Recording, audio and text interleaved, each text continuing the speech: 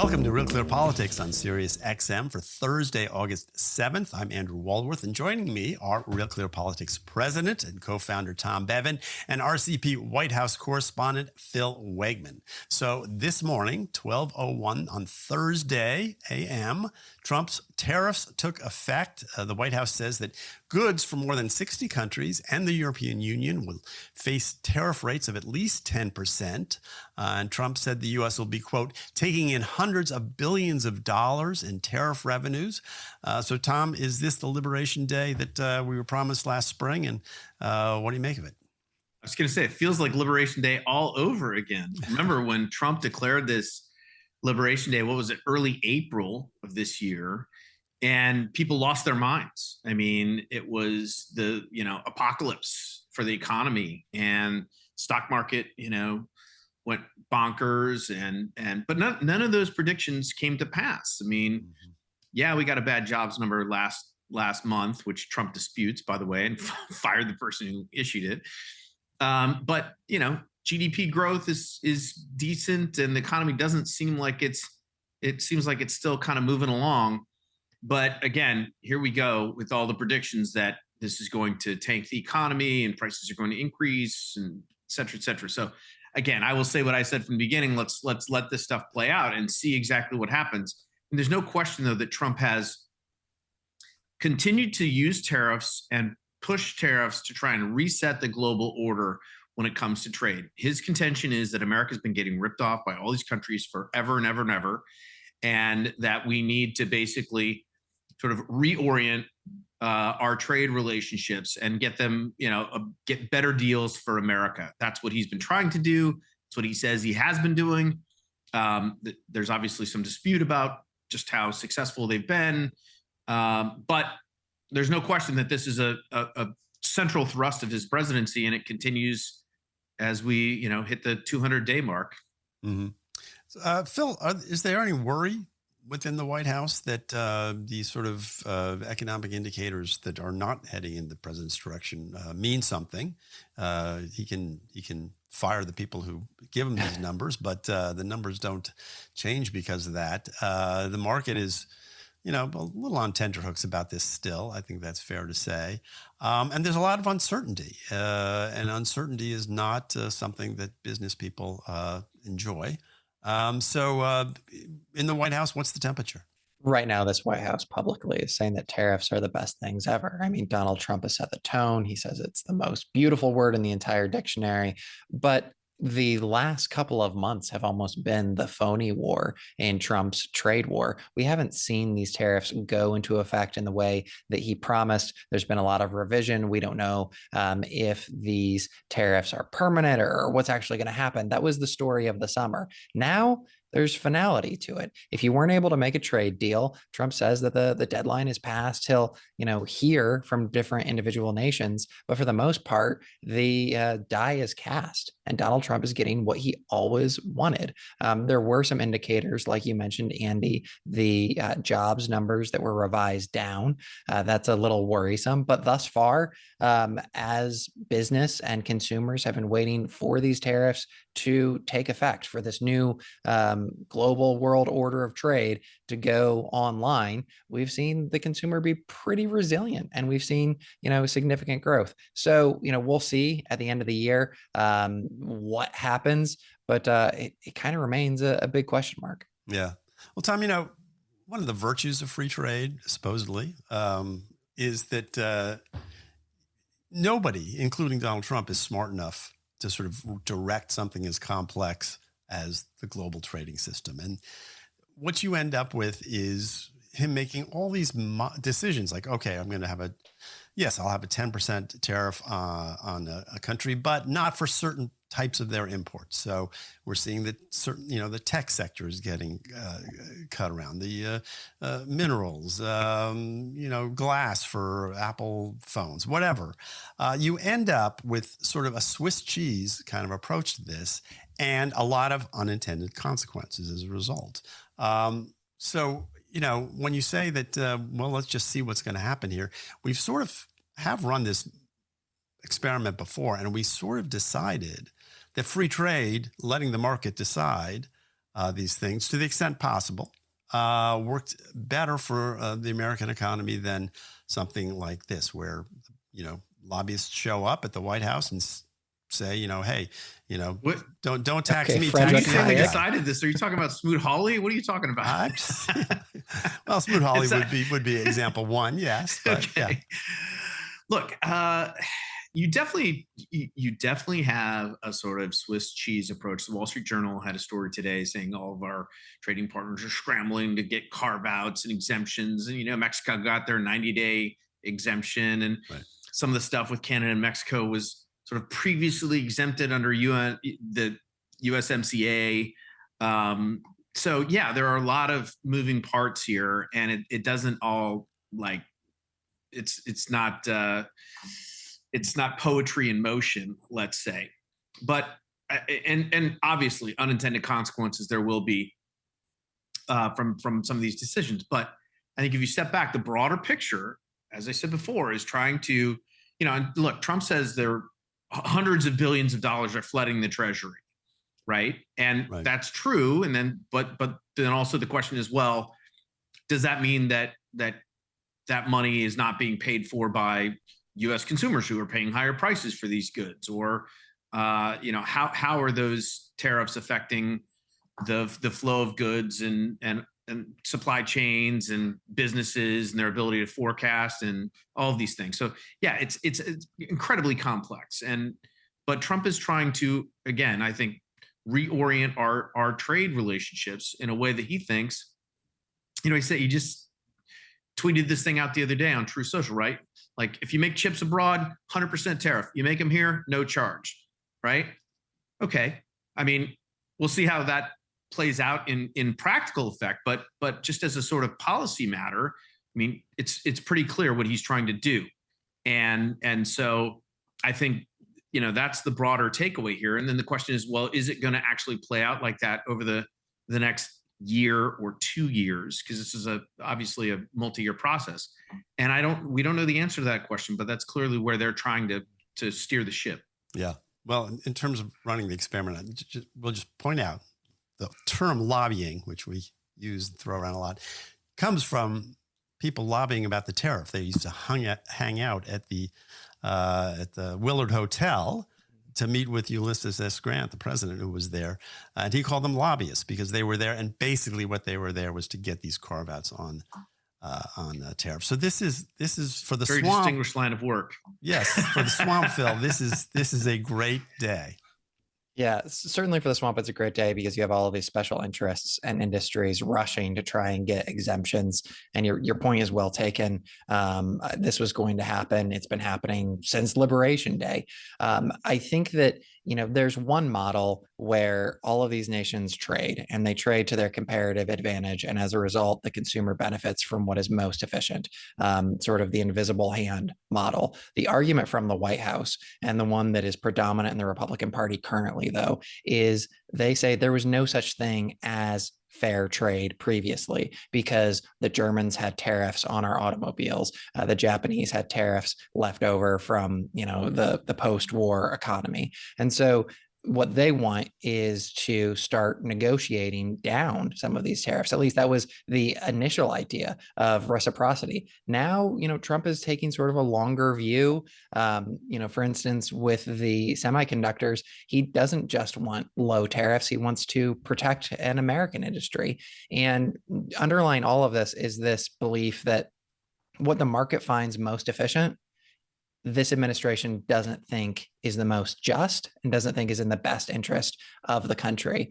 And so, we'll see if Donald Trump is able to make the individual choices while, special interest is leaning on him that are best for the country or not. I feel like there's a lot of Austrian economists who would say otherwise, but we'll see in the end. Right. Well, I've been called many things. I haven't been called an Austrian economist lately, but Phil, I appreciate that. Guys, there's movement on Ukraine. This is sort of interesting. Steve Witkoff was in Moscow. He met with Putin, and it looks like Trump and Putin may be meeting in person as early as next week. President Zelensky of Ukraine confirmed today that he discussed a trilateral meeting that would include both Putin and Trump. lots happening quickly. Phil, what's going on at the White House right now? So the mood has certainly shifted. Donald Trump's patience with Vladimir Putin is up. It's gone. He says that they have delightful conversations, but then the Russian president sends missiles into Ukraine. I think that Putin has gotten the message. He realizes that Trump is tired of this routine. And, the president told reporters the other day in the Oval Office that there was the potential of a meeting, but, he's no longer the normal bombastic, overly optimistic Donald Trump. He seems, pretty tepid here. He said, we'll see what comes out of this.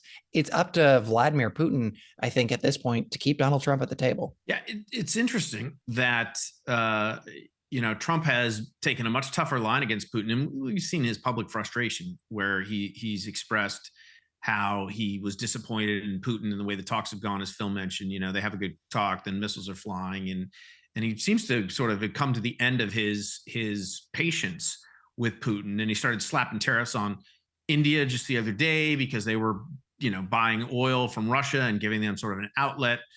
And there are going to be these secondary sanctions that are going to kick in on Russia here soon if something doesn't happen. And so I think Putin, it seems like from the outside at least, has gotten the message and thinks Donald Trump is actually, getting serious about this. And it is, coming to a point where he needs to make an earnest effort here, because if he doesn't, Russia could actually suffer some serious consequences.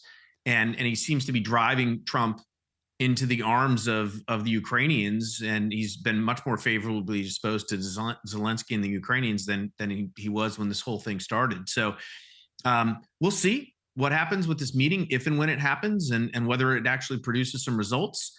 If it's just a repeat of what has been happening before, I suspect Trump's going to take serious action, because that's what he's been signaling, and he usually follows through on his promises. Yeah, I was struck by what same thing that Phil said. I mean, the Trumps are talking about this meeting. He said the quote is, "I don't call it a breakthrough," was one of the things he said.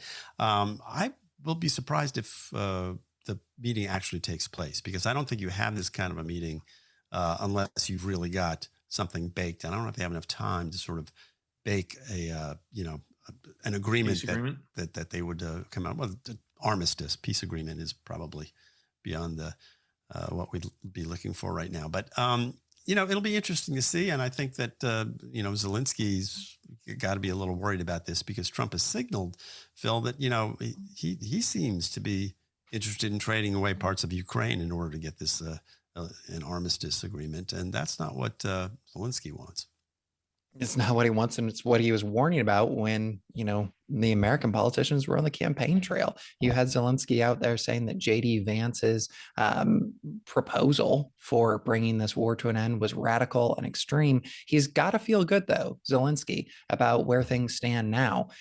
He was thrown out of the Oval Office, and that seemed to be the low point of their relationship. Now he's being held in higher esteem in the White House. I think going into this meeting, though, while Donald Trump is looking at his legacy, he wants that Nobel Peace Prize, Vladimir Putin is looking towards the life of his regime. I mean, Russia has been turned into a wartime economy.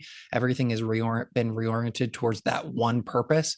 And certainly Putin is, his hold on power is tied up on his ability to, prosecute this war in Ukraine and then get something from it. So it's going to be incredibly difficult, and we'll see what happens. But, Donald Trump is thinking in the terms of, the next 3 years. Vladimir Putin is thinking about the possibility of holding on to power altogether.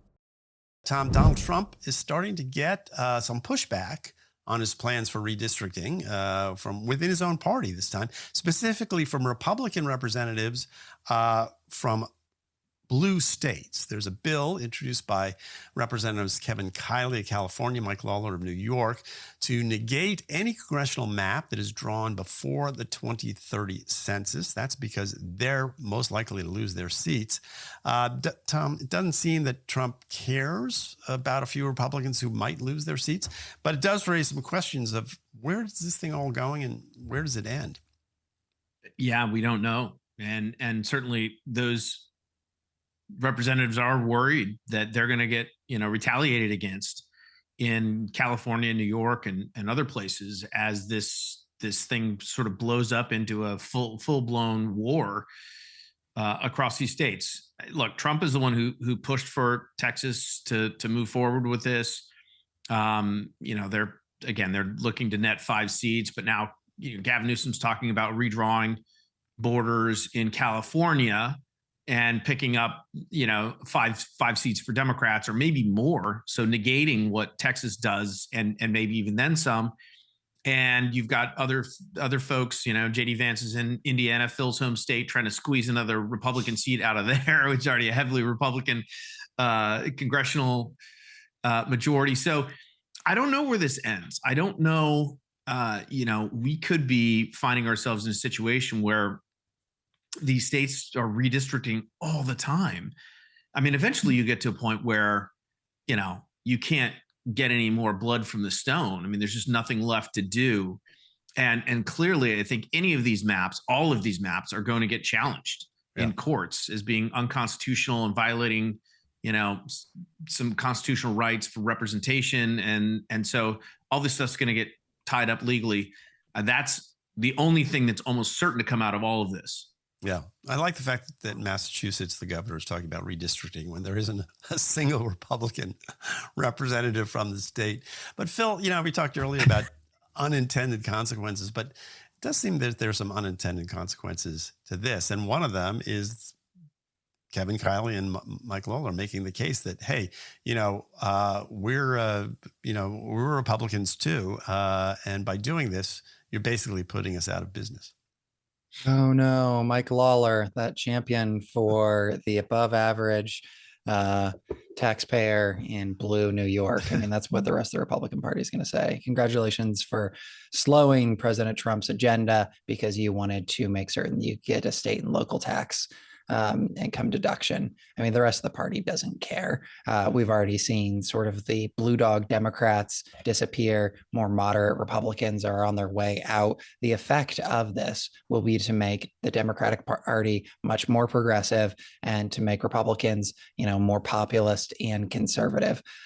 If it goes through. Up until this point, the only thing that stopped this was the fear of mutually assured destruction, where you had these states, sort of realizing that it would be a race to the bottom and that, blue and red states would take too much advantage. They all do this whenever they can, but sort of the off year redistricting, that's what's new. We'll see which side blinks first, because we've seen threats and more threats. We'll see if it actually changes the numbers in Congress. Yeah. Does it, the numbers on this, Tom, is it the fact that the Democrats have sort of gerrymandered their states, maybe people would argue, a little more effectively than the Republicans, so that at the end of the day, when it comes to squeezing more juice out of the lemon, the Republicans are better able to do that than the Democrats?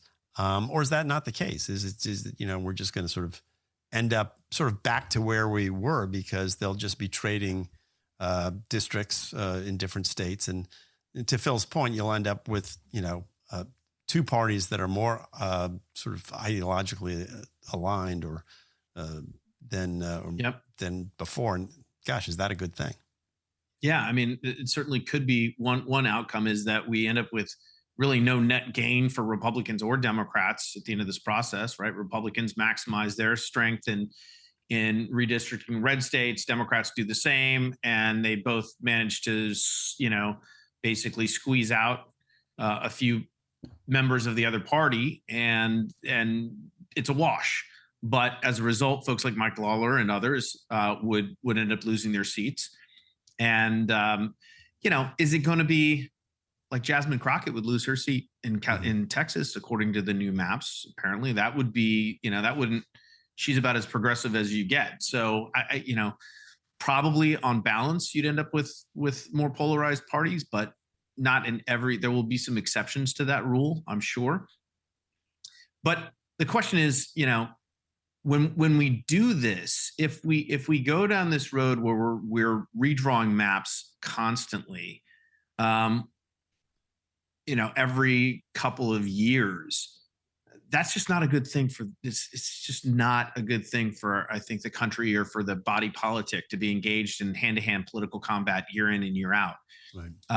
And constantly trying to do these things where it's you're just basically the parties are constantly trying to maximize their power. As Phil said, they do that to a certain degree, but this is sort of taking it to another level, and probably one that's unhealthy for the country, I think.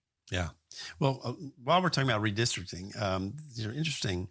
And we've talked about this on RealClearPolitics before, but today Trump directed the Commerce Department to begin work on a new census that would not count illegal immigrants. And that's a big change and could affect the allocation of House seats.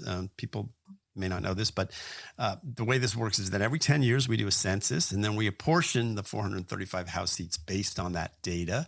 And what we do is we count everyone in the district, not just citizens. So states with higher illegal immigrant populations in this system we have now actually do get more representation. And that strikes a lot of people as unfair. But Tom, it's also the way we've been doing this forever. Courts are going to get involved with this. But again, it's another, to your point, it's another example of sort of the war for the war for control being now sort of centered on redistricting as opposed to just getting more votes for your guy. Yeah, I mean, so Trump issued this True Social post, which was very Trumpian, and he's like, I immediately ordered the Commerce Department to immediately start work on this, which means what? We're going to have a new census like before 2030. That's what we're doing, which seems like that might be a legal battle in and of itself. And then there's the legal battle of whether you can actually exclude people who are in the country illegally from the census. That's been discussed before, and Republicans were not successful. And again, we don't know how this would work out. I mean, if Texas lost, all of the illegals who were there representation-wise, that would hurt and diminish the electoral college for Republicans, because Texas obviously would lose some electoral votes. California would lose some. Arizona, which is a swing state, would lose some. New Mexico, which leans a little blue, they'd probably lose some. Florida might lose some. So it's not clear that this would definitely benefit one party or the other. But I think Trump once again, in a very Trumpian way, poses a fundamental question that I think a lot of people would agree with, which is, why are people who are here illegally being counted as, and we are apportioning our representation and directing funds from trillions of dollars from the federal government to these states, Medicaid and the like, based on people who are not supposed to be in this country, who came here illegally, who are not eligible for some of these funds as well. That's a question that probably deserves some discussion. Yeah. Phil, what is the sort of thinking about this at the White House? Is this considered, because it did just come up today, although, it's been something that people have been talking about before, but here's the president today of all days saying, today I directing the Commerce Department to do this brand new census.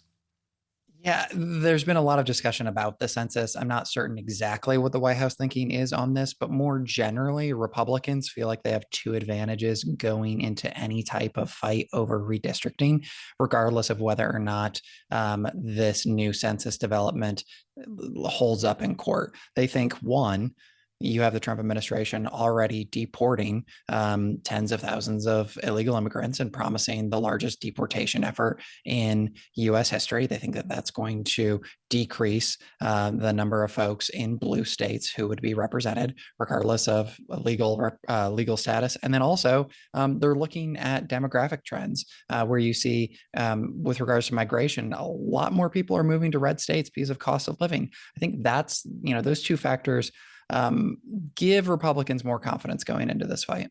Yeah. It just does seem to me, though, Tom, we had this whole thing with the BLS this last week with the numbers that seem to be fictitious. A lot of these decisions we make are based around numbers and sort of norms. And one of the norms, maybe that's an overused term, but is that you only do this every 10 years, because I think people do understand that it's such powerful political stuff, so fundamental, that you ought to do it only every 10 years. You don't do it every every 2 years or 3 years or at will. And it seems to me that this, again, is sort of, it's a slippery slope, but all of a sudden you politicize this as well as economic statistics and everything else. And then what do we as a nation sort of, base our decisions on? Big question. You got about a minute. No, I think you make a good point. I mean, this is an enormous political, and it always has been of enormous political consequence, the census and then the redrawing of congressional maps. And it's not something that you want to be doing day in and day out, over and over and over again in perpetuity. And I think the loss of we talk about the BLS and statistics, and we've talked about this before. The public, has lost trust in these institutions, and the fact that they did these revisions. Scott Besson just said something on this earlier. It's like 5 standard deviations off the mark from the norm. That should raise questions that we should investigate this. And I'm not sure that Trump necessarily firing the person was the right move, but at the same time, like, we should find out why the numbers are so off these days and have been for the last couple of years, because we want to restore trust in these institutions, in these numbers, because we do make judgments and policies based on them. Same thing with the census. Yeah. All right. Well, guys, we're going to leave it there. You're listening to Real Clear Politics on Sirius XM. I'm Andrew Walworth. I'm here with Tom and Phil, but don't go away, because when we come back, Phil is going to talk with Senator Tim Scott of South Carolina. It's a great interview. Don't go away. We'll be back with more right after this. Welcome back to Real Clear Politics on Sirius XM. I'm Philip Wegman, RCP White House reporter, and I'm joined now by South Carolina Senator Tim Scott, the Republican chairman of the Senate Banking Committee, the author of the new book, One Nation Always Under God, Profiles in Christian Courage. Senator, as someone whose life is defined by the pressure of deadlines, I sympathized with you right there in the introduction when you asked, why do I feel compelled to write this book at a time when my life is fuller than it's ever been? So, Senator, answer your own question. Why did you write this book when you have plenty on your plate already? Well, I think America benefits from being reminded of our Judeo-Christian foundation. I think our future is best if we remember where we're from and whose we are. And so I wrote a book about really amazing people, ordinary people, who did extraordinary things because they prayed about it and then they put their faith in action. And in today's society, we need more faith in action. So I wrote the book, One Nation Always Under God, available today at Amazon.com, because I really wanted to encourage people that you could be the difference that God is looking for. It seems that one of the central arguments of this book is that the erosion of Judeo-Christian values isn't just a threat to the past, but our future. So give us some clarity here. Define exactly what you mean by Judeo-Christian values, and then respond to the usual criticism that I think you can expect, there are some who say that appeals to Judeo-Christian values are just another attempt to impose religion on unbelievers. Exactly the opposite. Our Constitution is very clear. We do not want a state church. What we do want is we want believers who are motivated and inspired by their faith to make the difference that they can. The book profiles many people in different industries, in different eras, who did remarkable work. Think about Dorothea Dix, talking about someone who saw the condition of insane asylums around the country. Frankly, she said that her tour resulted in a few conclusions. Number one, disgusting were the places that they were kept. Number two, inhumane was how they were treated. She felt like Matthew 25 coming to life, having this passion for specific cohorts who were negatively impacted by the weight of society. She went to work and changed the way that A, we see mental health even today, and B, how we restore respect and dignity for those who might be struggling. Think about this, Phil. Since COVID, we saw an increase in emergency room visits for youngsters by 30%. Suicide rates have never been as high among our young Americans as they are today. Why? I think in part because we've lost our way, our value system, this notion that you have a truth and I have a truth. It's devastating young people. We need an objective standard applied fairly to everyone. That requires us to remember where we're from. that tells us and foreshadows the best future. And that's why the book is so important right now. I spent almost 2 years researching and dedicating my quiet time to understanding God's desire for this nation. I don't pretend to be an expert at God's desire for this nation. I am an expert at the Lord's ability to take a mess, my life, failing out of high school almost, having been raised in a single parent household, take my life a mess, give me a message out of that challenge, those challenges, and make me a messenger, hopefully a purveyor of hope, telling people about the opportunities that this country affords everyone. Don't be a victim, be victorious. You can read about those journeys in my book, One Nation Always Under God, today.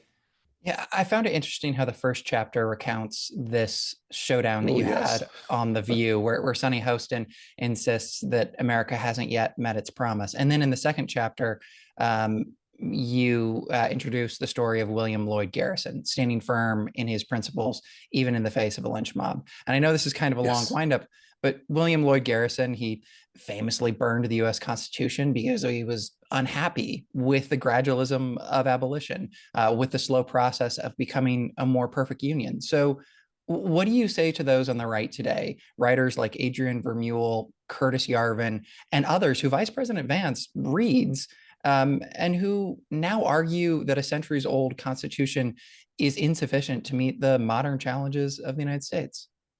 You know, the beauty of everyone that you read in the Bible, from David to Abraham to Moses, even Paul, these are very flawed individuals called by God to do extraordinary things. The one thing I can tell you about William Lloyd Garrison, and frankly, it points back to our Constitution, our birth certificate, our Declaration of Independence, our foundational documents, in other words. One of the things that you'll find very quickly is that our documents have stood the test of time for a reason. Why?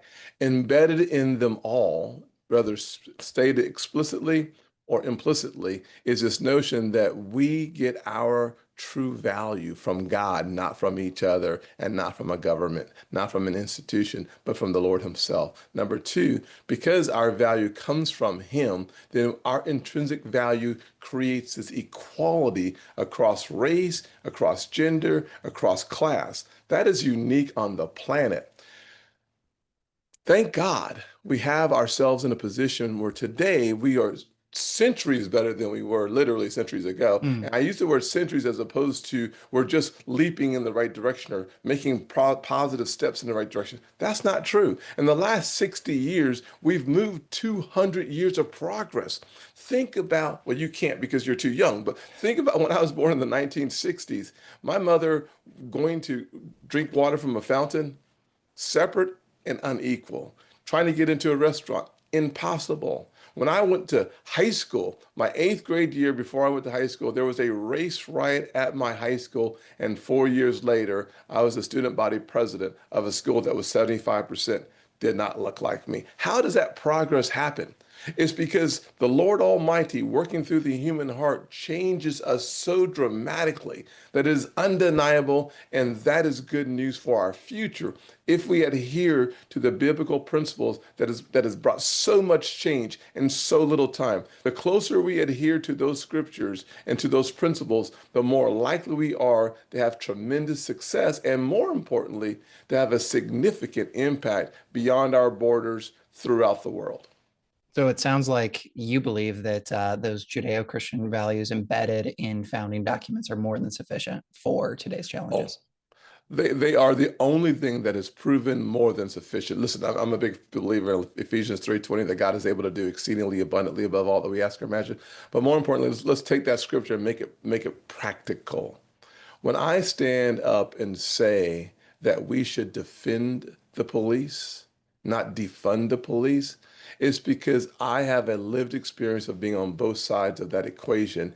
And today we are significantly better off with powerful, positive law enforcement officers than we have ever been in the history of the country. When I think about the economic realities that we face, Proverbs 22:7 reminds us that we should not borrow. It basically says the borrower is slave to the lender. When I'm fighting for a balanced budget amendment, I'm fighting from the gospel. Those words resonate because because they're biblical truth and they're objective facts.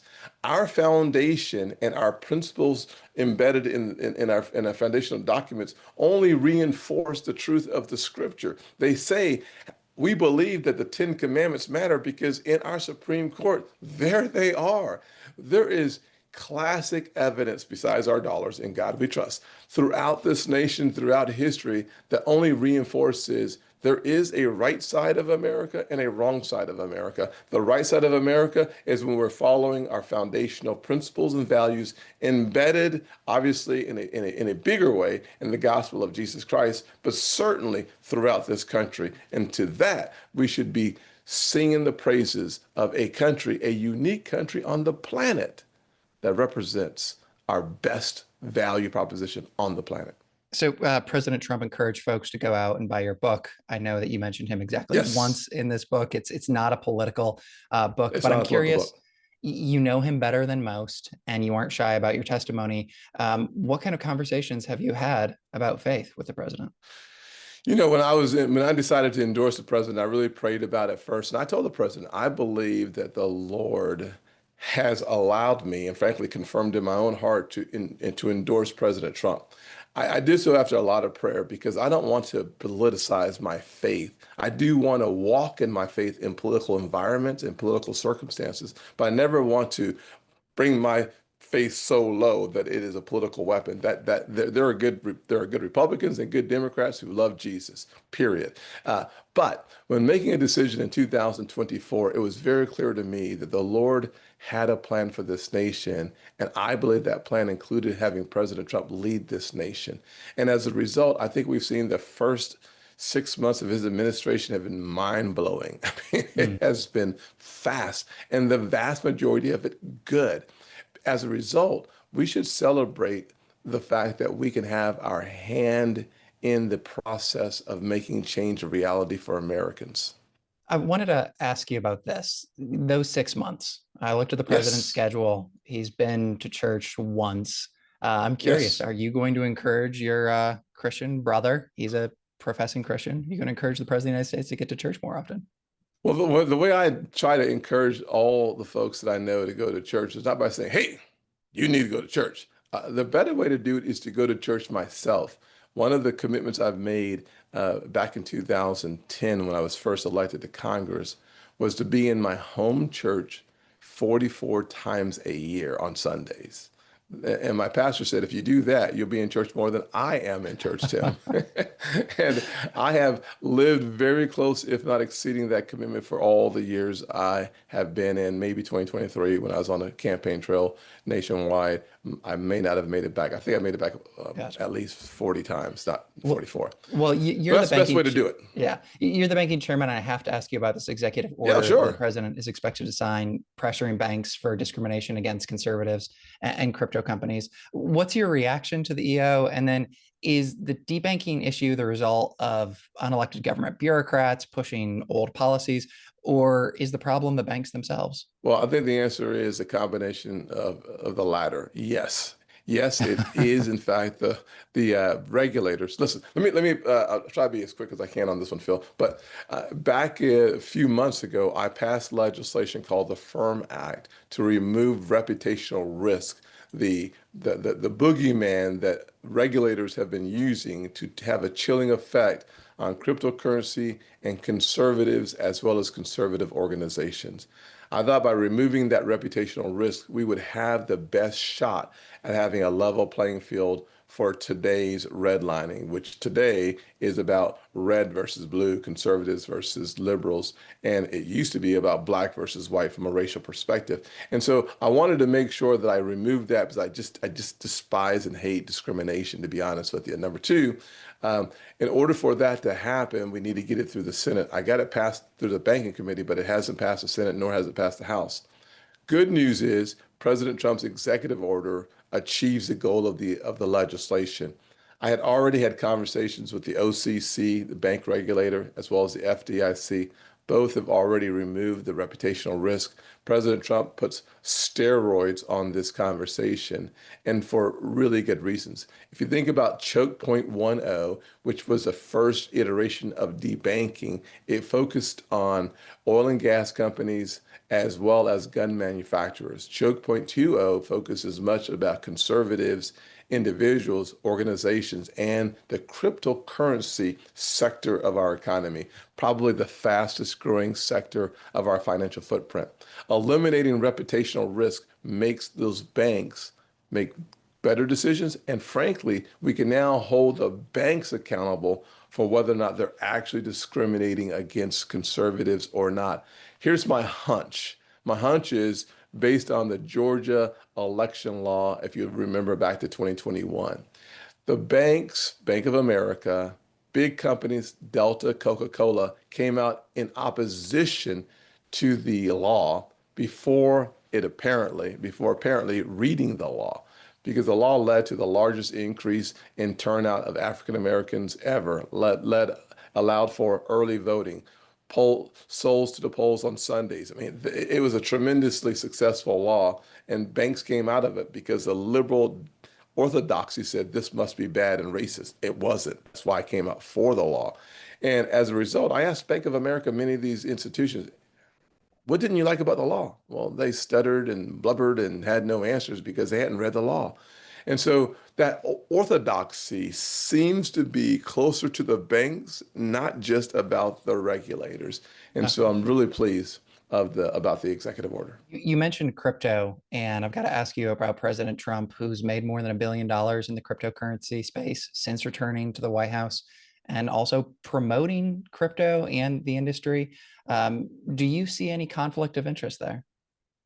Well, I have not studied President Trump's investment portfolio, so I'm not going to pretend to But be certainly an expert someone on it. who is But changing I will say, regulations and also yeah, profiting from that industry. Is there any smoke there, perhaps? yeah. The way I would describe it is the president is working within the confines of the law.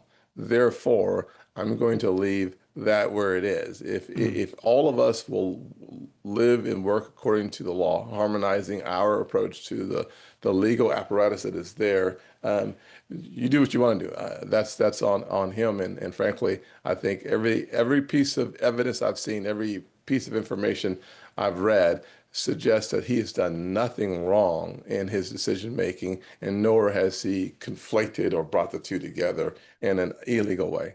Final question here. What's your position on Senator Josh Hawley's bill to bar members of Congress from trading stocks? It would also apply to the president and the vice president, and present company excluded.